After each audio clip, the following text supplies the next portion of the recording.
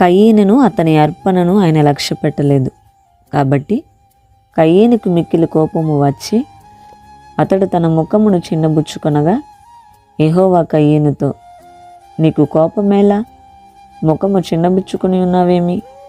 నీవు సత్క్రియ చేసిన ఎడల తల ఎత్తుకొనవా? ఆదికాండము 4వ అధ్యాయము 5-7 వచనాలు. కయీను యొక్క క్రూరమైన ముఖము అతడు తన అర్పణను సరి అయిన ఆత్మతో అర్పింపలేదని చూపుచున్నది.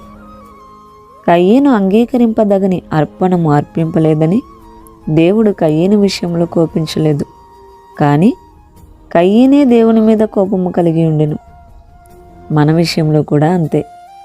తరచుగా మనము కూడా దేవుడు మన ప్రార్థనలకు జవాబు ఇవ్వలేదనియు, లేక జవాబిచ్చుటలో ఆలస్యము జరుగుచున్నదనియు విసుగు చెందుచున్నాము, లేక కోపగించుకునుచున్నాము. అయితే మనము సరి అయిన కార్యము కొరకు ప్రార్థించితిమా, లేక సరి అయిన ఆత్మతో ప్రార్థించితిమా అని మనలను మనము పరీక్షించుకునుటలేదు. ఒకవేళ నీవు సత్క్రియ చేసిన ఎడల నీవు అంగీకరింపబడవా అని దేవుడు కయీను యొద్ద అడిగిన దాని నుండి అతడు మంచి కార్యము చేయలేదు గనుక అతడు అంగీకరింపబడలేదని మనము తెలుసుకునిచున్నాము.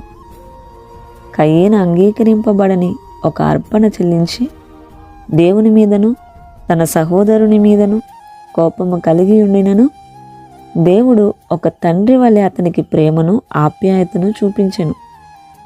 అతడు ఒకవేళ పశ్చాత్తాపడి సరి అయినది చేసిన ఎడల అతనిని క్షమించి అంగీకరించుటకు సిద్ధముగా ఉండెను.